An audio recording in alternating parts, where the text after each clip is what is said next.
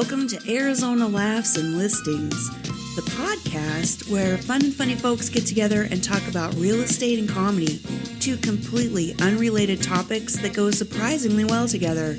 I'm your host, Kristen Levanway, a real estate agent here in the Phoenix metro area for 19 years, as well as a local stand-up comedian. My guest today is the one and only Liz Frisius, who retired from the military and took the Phoenix comedy scene by storm. And oh, by the way, she's owned more houses than she can count. After some audio challenges, we're finally on our podcast, and I'm so excited to be chatting with Liz Frisius today, one of my friends and heroes in the Phoenix comedy scene. Liz, good morning. Good morning. How you doing, Kristen? I'm doing much better now. I have no idea what happened, but I'm glad we resolved it. So thank you so much for being on my podcast. It's a new project and it's been super fun. And I'm just really excited to hear what you've got to say. So, well, it is a beautiful day here in Phoenix, Arizona. And like I said, really appreciate the opportunity to be on the podcast with you. Oh, yeah, we're going to have some fun. So I'd like to start off with you just telling a little bit about yourself. What, it can be comedy, could be not comedy. Tell us a little bit about Liz Frisius. People might not know. Well, I grew up in the Navy. I trained with the Army. I spent 29 years Air Force. And when I retired from the Air Force, I turned around and walked onto the stand-up comedy stage. I've been there ever since. And I'm also a voice actor. So welcome to True Grit Tone Studios here in lovely downtown Phoenix. I love your studio. That studio is awesome. What kind of voice acting? A little bit of everything. I do commercial. I do narration. I do, of all things at the moment, political ads. Never figured my voice would be good for that, but apparently politicians like the way this sounds. You have kind of a mellow voice. It's kind of a soothing, but a little bit energy on the back end voice. So I can see why you'd be good in commercials. Well, that and I usually get stereotyped in the video games as the tough female warrior. So if you've ever heard my voice shouting something on a battlefield, that on a video game, that might be me. Oh, really? Okay, good to know. So you're just a celebrity amongst those gamers then, huh? Well, I don't think I have a following because, as was pointed out, part of the job of being a voice actor is to have your impact felt, not necessarily to be individually recognized. Oh, okay. So just kind of blend in with the game. I don't know. It sounds very cool. You're the only voice actor that I know, so it's good to know. Let's move into the meat of this podcast, and I like to ask people about their firsts. So the thing about this podcast is it's two very unrelated topics that pair amazingly well. I think people are very much have very fond memories of their very first house, and maybe fond or maybe they were terrified, I don't know, of their very first comedy show. So let's hear about your first. Being a Navy brat and then being in the Air Force, the first place I ever lived was an apartment down in Solana Beach in California. Oh, and then first house I remember living in was up in Washington State, Oak Harbor, Washington. The first house that my husband and I ever bought was in Little Rock, Arkansas. So a little bit of all over the place. And then the first comedy show I ever did was Nashville, Tennessee. After I retired, I was the ROTC commander at Tennessee State University, also their professor of aerospace studies. And I retired from that and turned around and walked onto the comedy stage at Cobra's in downtown Nashville. Oh, wow. So let's go back to your first house a little bit. So it was in Arkansas, and it was your very first house. So tell us a little bit about it. Was it large? Was it new? Did it need a lot of work? It was on a cul-de-sac, which was a little strange. Whenever you're looking for a place, especially when you're military, you've got a very constrained timeline. You've got a couple days to find a place to live and get yourself completely moved, usually from one side of the country to the other. Wow. It could be a short move. In this case, we were moving from Texas. My husband and I both were active duty military. And so we kind of got slingshotted across the Air Force. One would move, the other would catch up, then that one would move, the other one would catch up. Oh, right. So sometimes it's learning to trust your spouse on what they're seeing in a house. They're just like, hey, I found a house. I think it'll work. I'm putting in an offer. Hope you like it. Actually, we had a real estate agent in Belleville, Illinois, who absolutely panicked because by then my husband and I had moved, I think, 17 times together. And he walked in, she was showing him one place. He walks in, takes one look and says, okay, yeah, this is the one, we'll put an offer. And she looks at him and says, don't you want to talk to your wife about it? Maybe let her. He says, I know my wife. I know she'll like this one. She actually insisted I come see it before he could put the bid on it. You think after 17 times, you're like, yeah, we probably aren't. This probably won't be our last house. Like, I think it'll be fine. Right? Well, for the real estate agents, granted, it was pretty much a military community. But if you're not a member of the military, the surprise of, most real estate agents are thinking, hey, this is a family event, families coming together. This is where their life is going to be built in this home. And so the shock of having someone go in and go, literally 5 seconds in and going, yeah, this is the one, we're putting an offer. That is such a different culture. Yeah. Or maybe she just hadn't been in it long enough. I've been in it 19 years. I've seen everything. I really have. Like nothing phases me anymore. So, well, of course, now we have video too. So, it's not like it's completely sight unseen. You can usually get a good video of a house before you get it. But much more exciting to do it that way, where you just are like, oh, okay. But it is a good point. Houses mean different things to different people. And when you move a lot, a house is just, hey, where we're going to be for a while. Maybe it's a good investment too, or maybe not, because you're not going to be there very long. You just maybe want to break even when you get out of there. But for other people, they buy 1 or 2 houses in their whole life, and that's it. So it's a good point. It means different things to different people. Now you brought up the videos.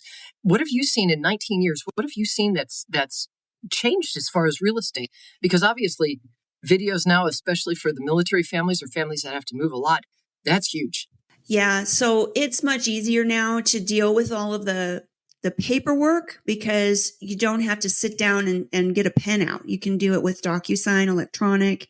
People use mobile notaries more. So if you are in 2 different states, we could still get you signed and get all the paperwork back to title to get it closed. So a lot of the technology has helped, in that regard. The videos, I for most of my buyers, I go and video all the homes, even if they're here local.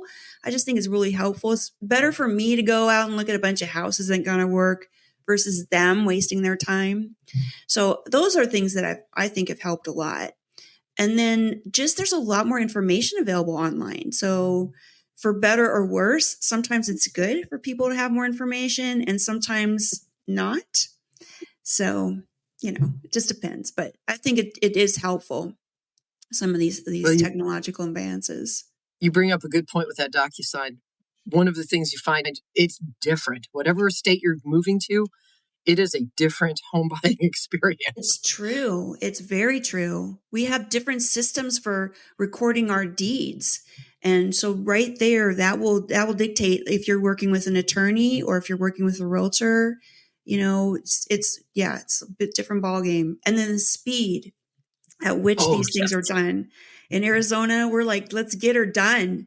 30 days, why not 21? But I've done some deals where my clients were selling a house somewhere else or buying a house somewhere else. And it's like, well, maybe we'll get it done in a couple weeks. It's like really lackadaisical. So it's hard for us to understand here in Arizona. Well, New Jersey, I think, was probably the worst home buying experience. It was an attorney. It was the real estate agent.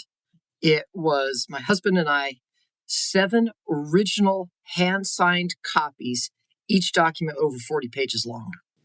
Whoa. And literally, they sat down with a stack of ink pens, lined us all up on a table, and the real estate agent was, okay, everyone sign here, here, and here.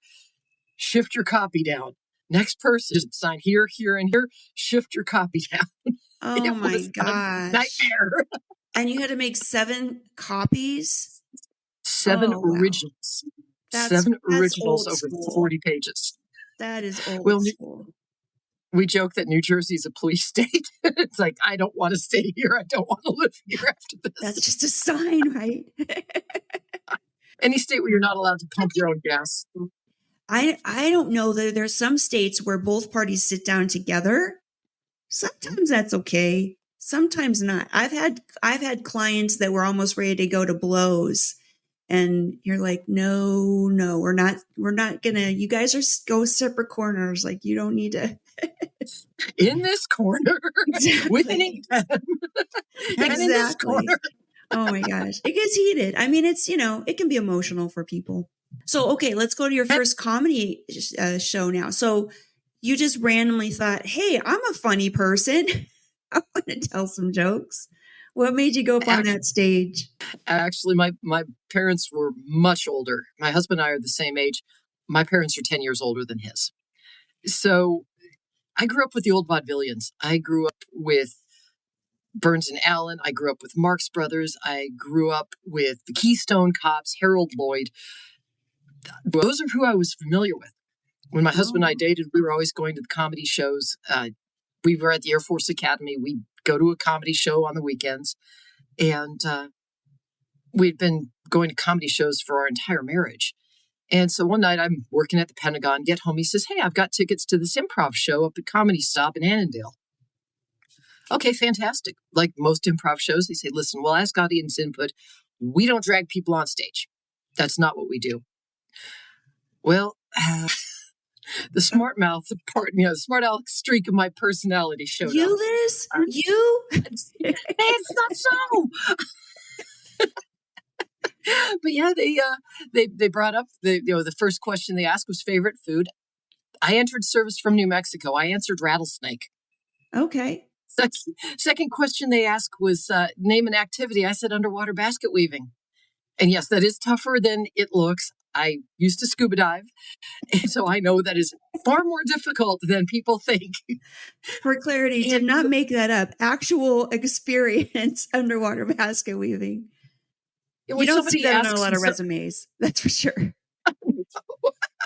When someone asks you, name something around the house that needs to be fixed, and your response is the cat, 10 minutes of that, they dragged me on stage. Yeah. And kept me on stage for the rest of the show. Wow. They created a monster that day. So you were hooked. Sometimes that's what happened with me. It was one time, and I was like, I love this so much. So yeah. Well, I went to one open mic. I was still active duty at the time. I went to one open mic at Politics and Prose in Washington, D.C., and realized that I better table stand-up comedy until I was retired. Oh, yeah. I figured I'd get myself court-martialed before I was done. Yeah, I would guess that military and comedy does not pair as well as real estate and comedy. Guessing.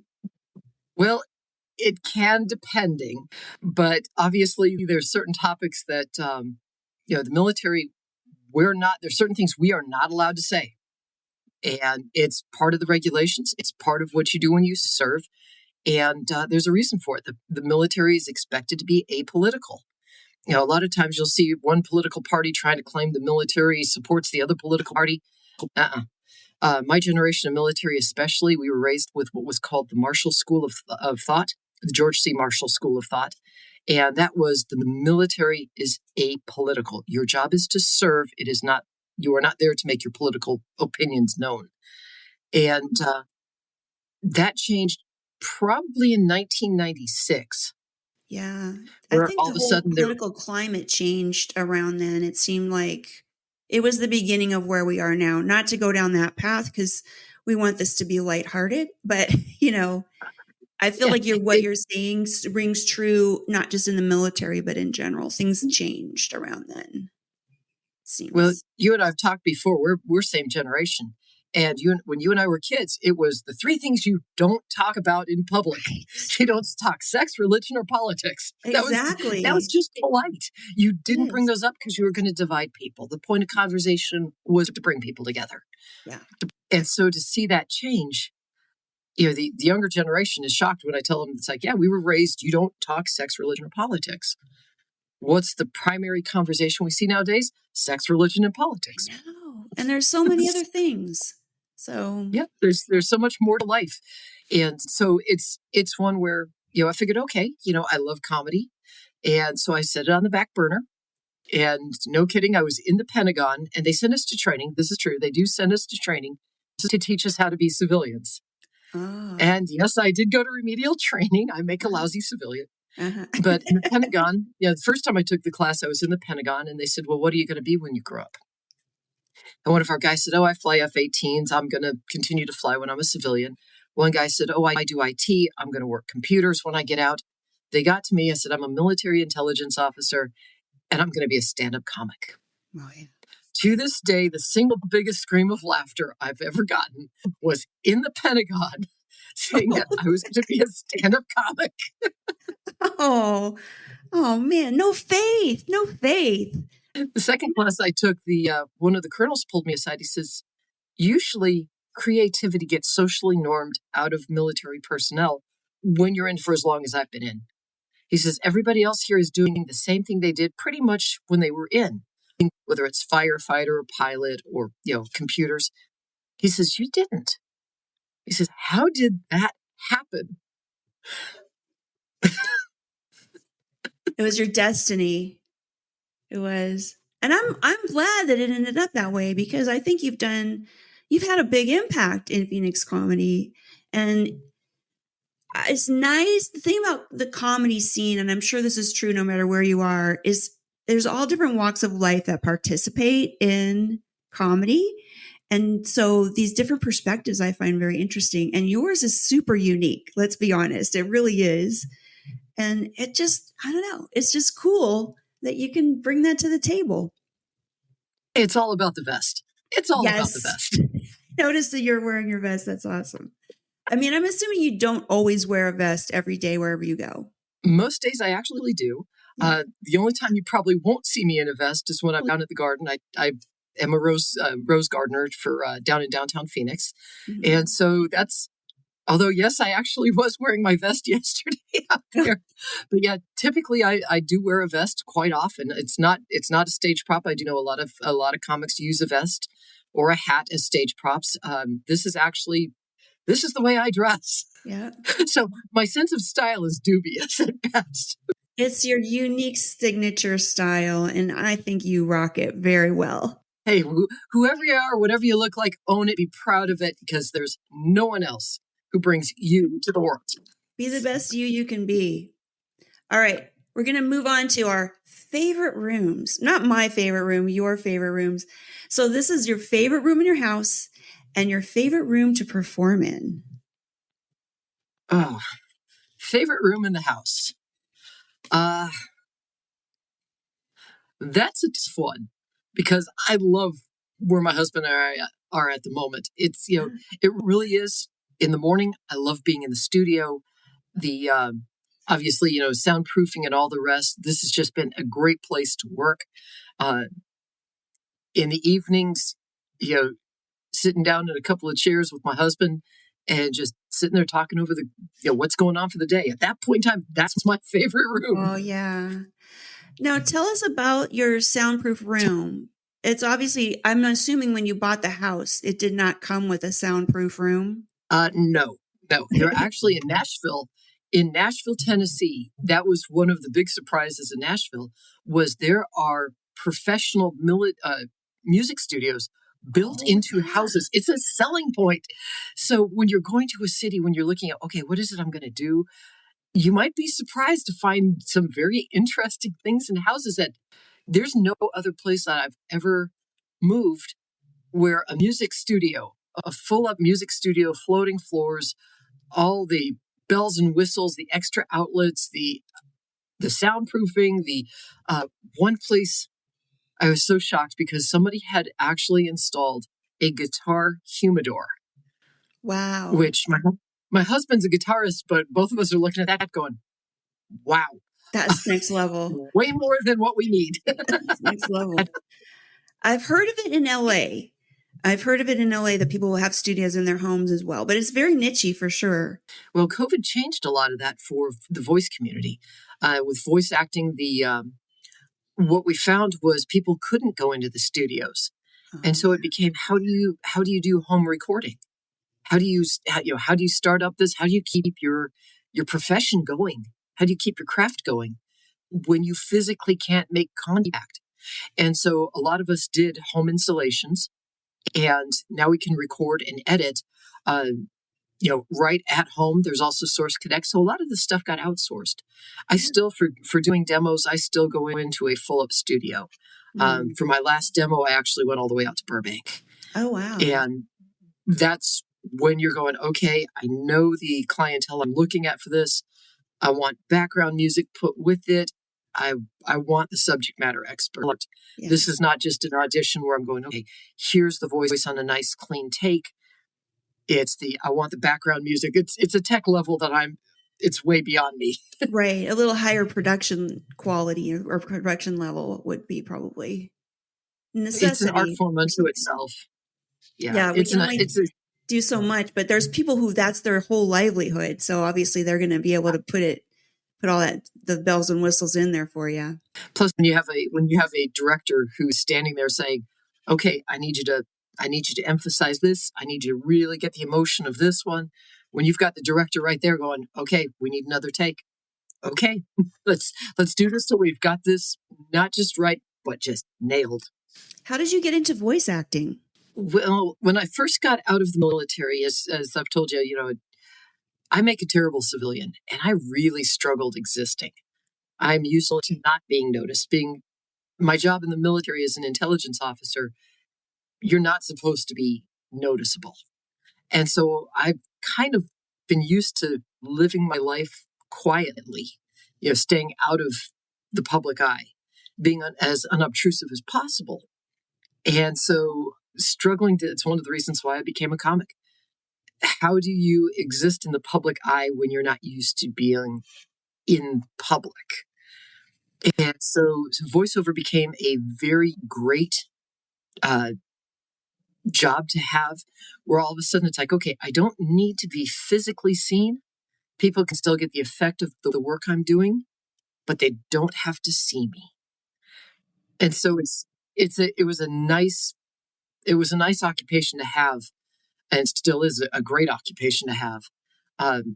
Just changing from not being seen to being in comedy, you're seen. Oh yeah. You're seen from a vulnerable position that most people do not experience. So you're seen inside and out often when you're on the comedy stage.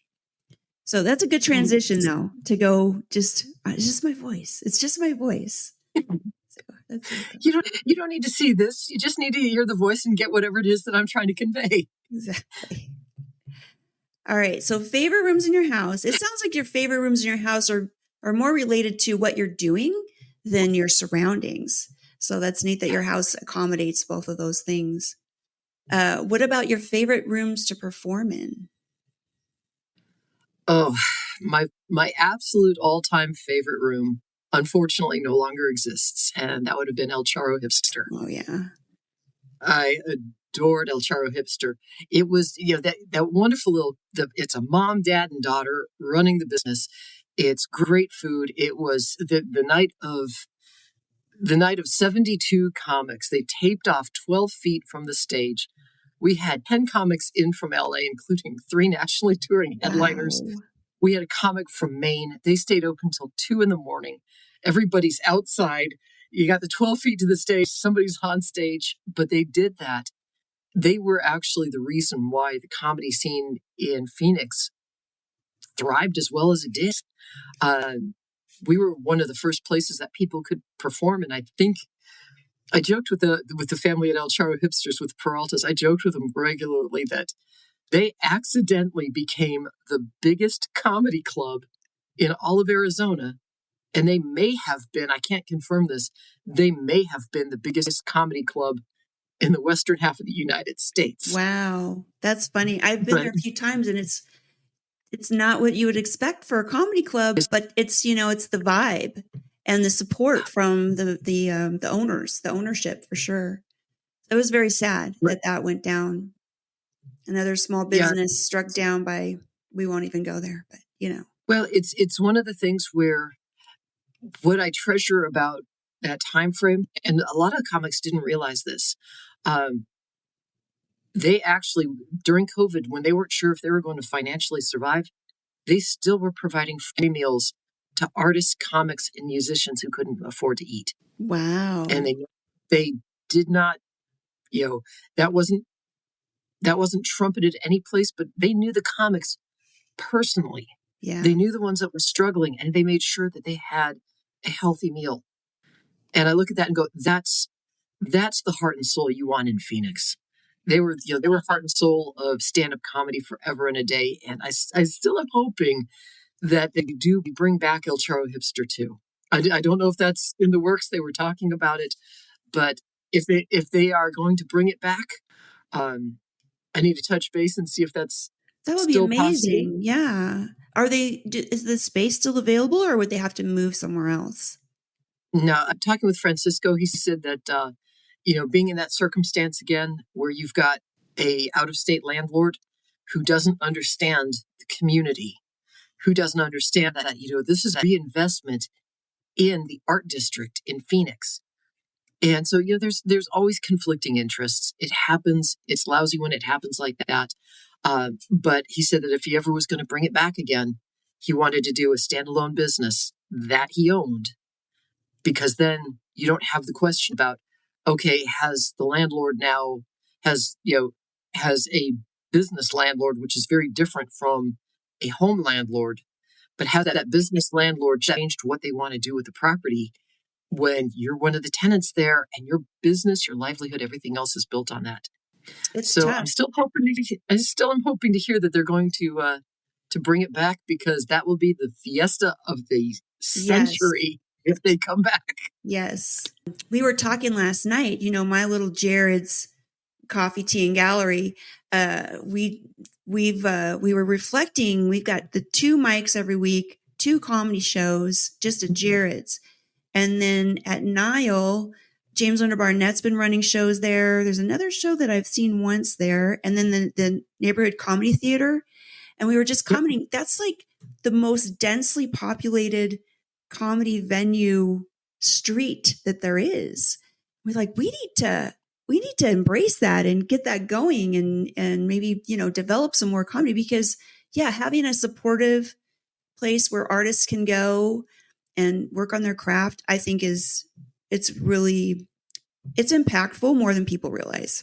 Not just for the people, but for any audience members, anybody that comes and gets to experience that. And it's not all about Netflix specials and arena shows and all that kind of stuff. The local talent, whether it's art, comedians, musicians, I think it's magical. So little places like that need to be supported. We've got the long laugh line going here in Phoenix. I mean, when you look at it, you've got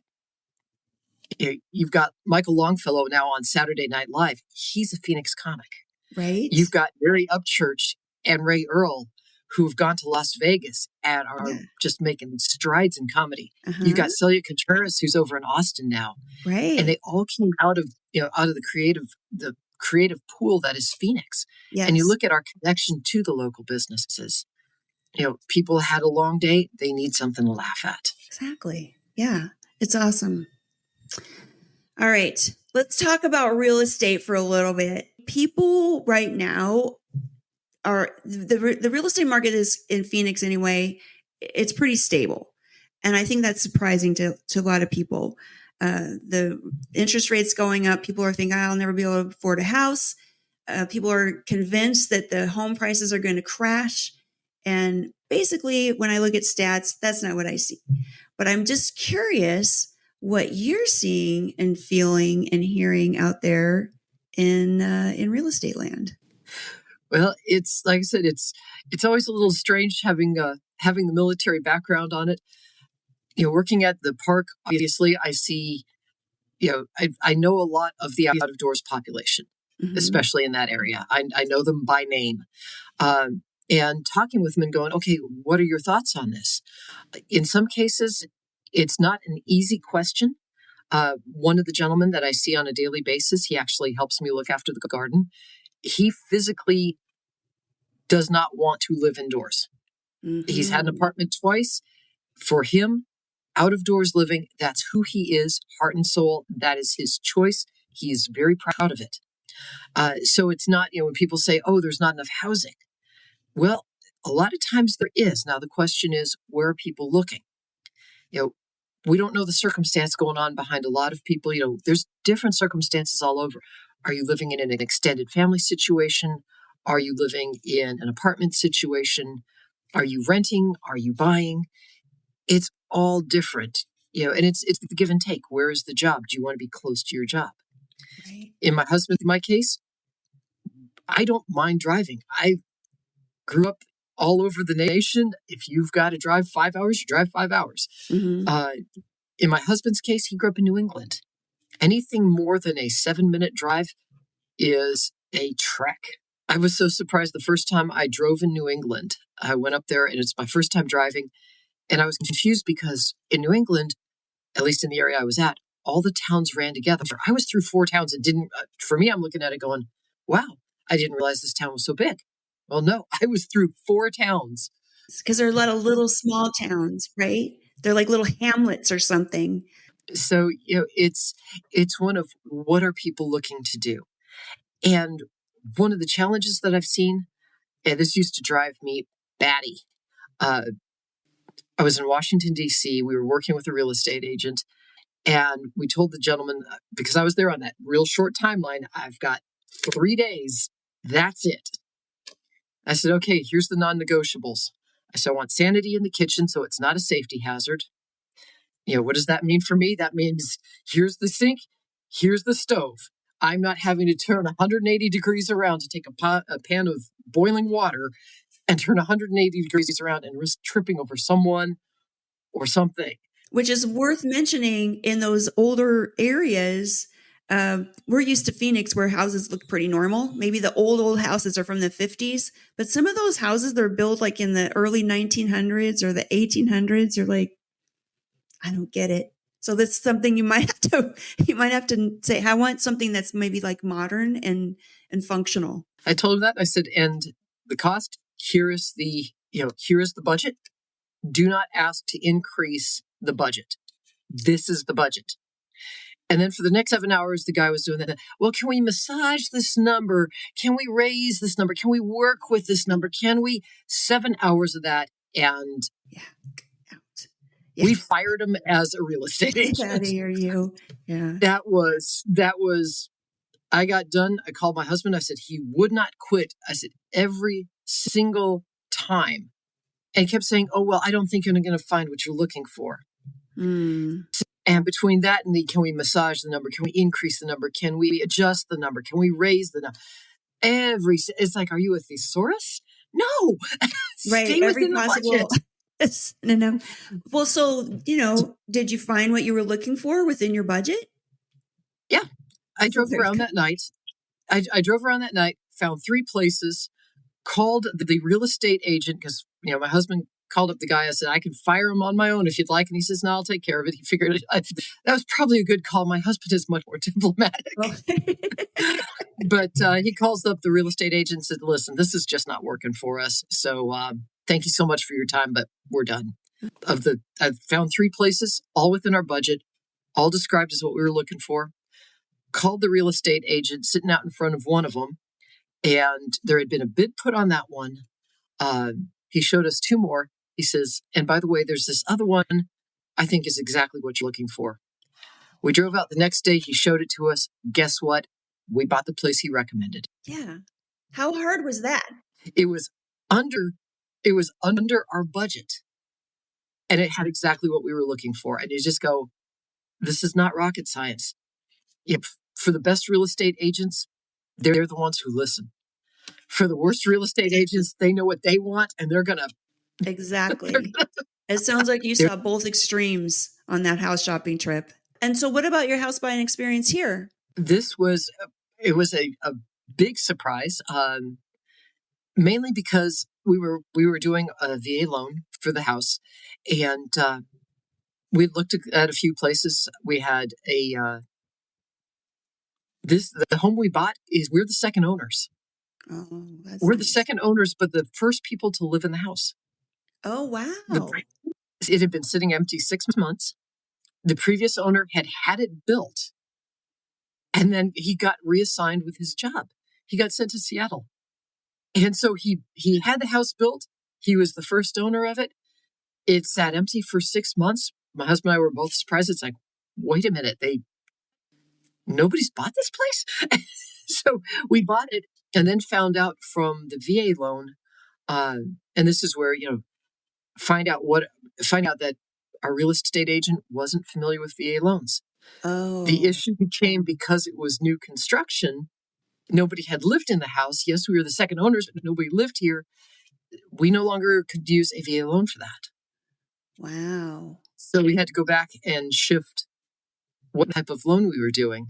Oh, that's a bummer, because that VA loan is such a great benefit. It's the best loan. I mean, it's a good deal. But it was one of those where, you look at it and go, okay, well, let's work through this. It's like anything else, it's as stressful or unstressful as you want it to be sometimes. Mm-hmm. And the fact that, our real estate agent was so honest when he came back and said, guys, I screwed this up. I didn't realize that not having someone live there, we were both, it's like, hey, we didn't realize we're the second owners. This shouldn't be an issue. They're like, yeah, but nobody's living there. Definitely an unusual situation. Very much. But it worked out for you. It definitely worked out. So that's good. Would you say that how many houses do you think you've owned? Oh my gosh. Over the years, the buying and selling, I've lost track. Oh my gosh. I've completely lost track. I think the weirdest one, because obviously 2006, everybody talks about real estate market going under. And so because of that, we ended up renting out that home because both of us got orders. We had to move, but the market's upside down. You gotta survive that. So we rented that out.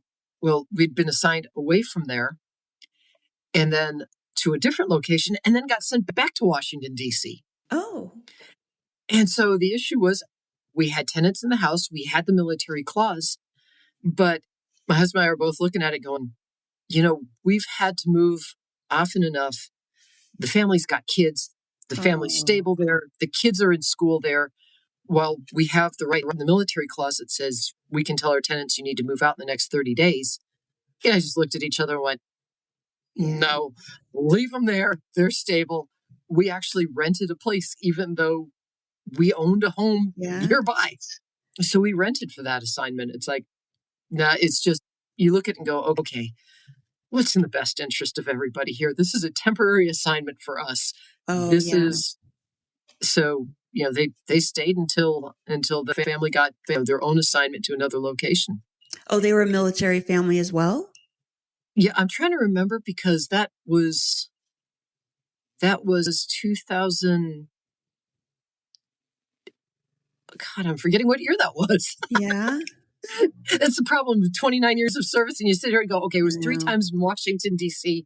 Which time was that? So, I think it's common. I was just with my son and his girlfriend yesterday, and we were trying to remember dates from, the last 5-7 years or something like that. Like, when did that happen? And because it's, what? Time flies when you're having fun. And it just all kind of blends together. It means you're having a good life, I think. I love the comment. I forget who it was that made it, that being at home, it's like having a blanket that you just can pull around your shoulders, kick off your shoes, sit back and relax. Your home is your haven from the world, from all the insanity. And so to have it set up where, it's safely set up, it's functional, and then you can let your personality come out and just enjoy it.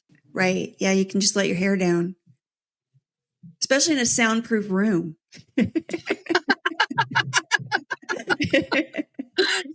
Actually, the funny thing about this, and I had a good laugh because one of my voice coaches, back when I was going through the orientation and the training for it.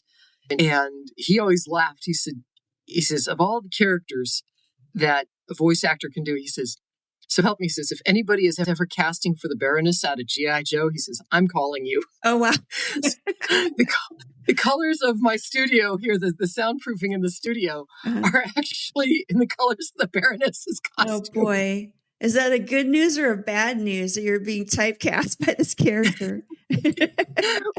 Well, I always have a little bit of a laugh when it comes to characters, because in the case of, I've played everything from a scared older woman in a hazardous neighborhood to oh my gosh, the comic book character or the video game character on the battlefield, to a political ad, to, you look at the various ranges that you can do. It's always fun to see the range that you can get as a voice actor compared to, okay, I do Dinner Detective. I love it. It's a lot of fun. But guess who got typecast as the murderess? Oh, is that you? You're usually the murderess? Well, no, I'm actually, I do the host. I'm now a detective and a host as well. But when I started out, and I can understand it because physically, when I'm wearing my boots, I'm standing over 5'10". Yeah. Depending on the height of the heels of my boots, I'm either 5'10" or 6'2". And here I am, that large of a female, and they're going, "We have a female murderess." Yeah. And you're convincing. So, I played the murderess so many times the first year I did Dinner Detective, and it was so much fun. Oh. But it's nice having the greater range now in voice acting, where you can go, okay, one day I'm a comic book character, the next day I'm a video game character, then I turn around and I'm doing a political voiceover. And sometimes we had one that was called in, I didn't get this one, but it was for a message for a 50th anniversary. It was the voiceover for a 50th anniversary video. So a nice, sweet, loving voice. You missed out on that one, huh? Well, it's one where, as I've told a couple, I've put in, I was applying for one of the ads, and I posted it for my fellow voice actors out of Tim Power's Mic Droppers. And one lady says, "Wait a minute, you're perfect for this role. Aren't you auditioning for it?" I said, "Well, yes. But if I'm not who they're looking for, let me help them find the right voice. Let me help them find the voice that they have, that they're looking for." And in Tim Power's Mic Droppers, that is never a bad thing. We refer each other, and it really is help the client find what best suits them, help them have a positive experience. My suspicion is, for you being 19 years in real estate, obviously successful real estate agent, the helping your client find what works best for them. Exactly. Yeah. It's not about me. It's about them. Unlike your price obsessed real estate agent. One guy. Yeah. That's really, I don't know. That's not the best way, I think, to serve the client's needs, but whatever you want to do, whatever you want to base your business on, I guess, but that's not how I operate. The best real estate agents I ever had were just the voice of reason. They knew good contractors to call if you had to, when we went to sell a house, if you had to have repair work done, they had key points of contact. They had the network. They knew an honest assessment of, here's what I think would be a good selling price. Here's what's a good asking price. They know the market. And when they're bringing in clients to view a home, or in the case of, we're buying one and they're looking to sell the home, knowing and listening to that client, the best real estate agents I ever had, it was so seamless. They were so gracious and just fun to work with. Yeah, it can make a big difference in the experience and the success of the transaction if you have a good agent. And then, of course, if you have the bad one, then it can really make it difficult, and it can end up costing you a lot of money too. You can end up in a really bad spot. So it's definitely worth choosing the right person to represent you. We had a wonderful gentleman, John Wirtz, up in New Jersey, and he went to show us this home. The family was still home when we got there. The father had already moved. He was actually, I forget what line of work he was in. He wasn't military, but the family was moving. And so the mom is trying to set up the rest of the move because the dad was already moved and at his job. And she had stayed, and the kids, were wrapping up school and everything else. And her 15-year-old son was struggling with the move. And was acting out. And, our real estate agent walked up. He says, should we come back? He was so gracious about it. And she says, no, come on in. Mm-hmm. And she started apologizing because she hadn't gotten the house to where she wanted it. And her son was very much struggling. Oh. And she finally asked her son, can you please quit doing this? Just go upstairs for a little bit. And he pulled out his guitar and started jamming. Oh, wow. And watching John Wirtz, and this was our real estate agent in 2003. I still remember his name. Uh-huh. That tells you how much of a positive experience it was. Exactly. And he was immediately reassuring the mom, and just, it's great to have a soundtrack to hear, to show them home. Your son's a fantastic player. And just, he made her comfortable and us comfortable. We bought the home. It was just a wonderful family to work with, and wonderful real estate agent to work with. Makes a big difference. It does. It's an emotional process, and I think people need to remember that. There's usually big reasons why people are moving. Some of them are good. Some of them are not that good. So got to all keep that in mind. All right, we're going to move on now to what's coming up. And I want you to share the myriad of things that you do, because you have so many things. I'm going to just jot them down. I want to list everything you're doing because it's just hard to keep track. So are you still doing Dinner Detective? I am still doing Dinner Detective. And so I'm actually doing the show this coming Saturday. And so I'll do Dinner Detective. I'm playing a detective this time. I'll go immediately from Dinner Detective. I got permission from my boss to leave the casting all call at the end a little bit early. We'll do the full show, but then I will immediately turn around and go to Mic Drop Mania. I'm a semifinalist at Mic Drop Madness. Yes. So I'll be on that show at 9:30. And then at the moment, I'm still tending the Rose Garden down at Heritage Square. Uh-huh. And at the moment, I am dusting off my hat from decades ago when I ran animal rescue. We have somebody abandoned a little kitten down at the square. Uh-huh. And Archie is not we have a community of cats there, so I do look after the cats down there. They all belong there. We have 10 of them that are in residence. And somebody abandoned 2 cats down there. And Archie is this little fuzzy black cat. He's called Archie because he arches his back to get petted. Oh. But he's 3 stories up the Lath Arboretum. And I've spent the last 3 days trying to get him down. He's trapped up there? He's got water up there. He's got food up there. We've called Animal Rescue.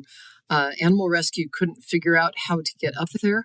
So we're working on getting Archie off the Lath Arboretum at the moment. Poor little guy. It's just been crazy, still hiking, still doing, all of that, still doing voice acting. And, oh my goodness, what else is going on? And you're producing quite a few shows, right? Are you still? Oh, yes. Next show, I'm actually apprenticed to Tony Visick, learning the business of comedy. I've been his apprentice for the last couple of years. And I'm now producing shows with him under the Tempe Comedy Concert Series at Tempe Center for the Arts. Mm-hmm. So our next show is March Madness, which is 20 comics going up for a $300 prize. It's the People's Choice Award.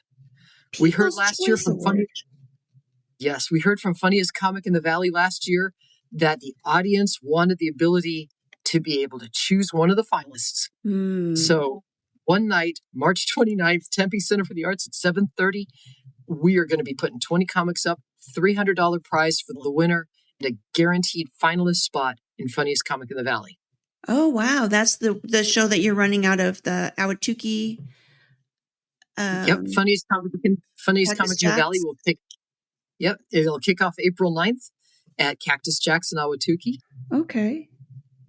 And then we also have the Clean Comedy Workout, which is a G-rated comedy mic at down at the Chill Room in Tempe, which is a wonderful. It reminds me so much of El Charro Hipster because it's mom, dad, and 2 sons that run the Chill Room. It's a non-alcoholic venue. It's got wonderful meeting places. It basically is meant to be a place to reconnect with people. And he's bringing it as an art center to Tempe with music, poetry, and then comedy. We do our stand-up comedy. Next one's going to be April 18th. April 18th. And so, April 18th, Thursday, April 18th at 7 o'clock, we'll be back at the Chill Room.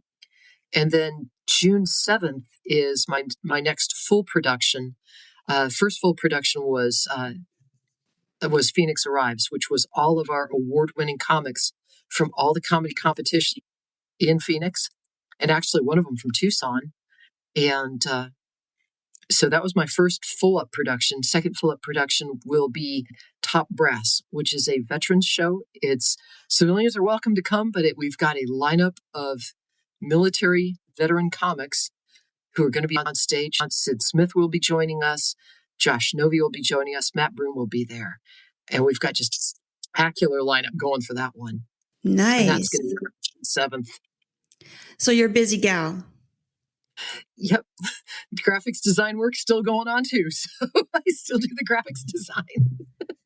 It's just amazing thinking about that your counselor when you were exiting the military, thinking it was so hilarious that you could actually have a career in comedy, and look at you. I think it worked out pretty well. Oh, I love it. I absolutely love it. Yeah. It's fun, and there's great people in this community, and I don't know. It's a cool experience if you get the chance to get involved with comedy, I think. Now you've got the new show down at Jared's, and you've got, you're going to be on now. Why, Who You Calling Old? That's been pretty fun. All comedians over the age of 50. And that's been really fun. So we've had 2 shows of that so far. And then that's what she said, the all-female comedy show, that started in 2018, back in Chris Zucker's Comedy Off Main Street, little comedy club in downtown Mesa. So, in fact, it's interesting because we started that because the female comedians were really marginalized in the Phoenix comedy community. They were really being treated poorly. And I look now at how many powerful females are producing their own shows, calling the shots. The landscape has changed a lot for, I think, the female comedians in this city. So I think that's really good. Good to see positive change. You run a great show, and Jared's is just a great spot. An absolute great spot. And here's the other thing that a lot of people don't realize. You were the visionary behind the comic relief for Jared's. Oh, right. And to set up, for a business that's going, oh my gosh, am I going to make it through this, financial crisis? And you set up, that was 12 hours of comedy? 10 hours. Well, 40 comedians. Yeah. Yep. That was fun. And then I had COVID, so I didn't get to go. That was so lame. And then, people wonder about how on one hand, we've got people who love comedy because you're bringing people in and helping businesses stay alive and creating a vibrant art scene. And then we also that was the day of the infamous bomb threat. Yes, that was a crazy day. It was crazy. That was just insanity. But, here's the thing. That supported the local community. Comedy there supported the local community. Jared's is still there. It's a beautiful thing. It is. It really is. And yay for us for doing our little part to make it a little bit better. Well, this has been amazing. Can you believe we've been talking for almost an hour? It doesn't feel like it. It's because we never talk. We have to have coffee sometime or something and catch up. We don't have to always do it on a podcast. Oh, but it was great catching up with you. Thank you so much for doing this. And honestly, I would love to just sit down with you and just chill out and have some conversation, because you're a really, really cool person that I really enjoyed talking with and counting as a friend. So thanks for being here. I look forward to it. I look forward to it. Thank you so much for having me on the podcast today. You can catch Liz at the Dinner Detective, comedy shows all across the valley, or just hanging with the cats at the Phoenix Rose Garden.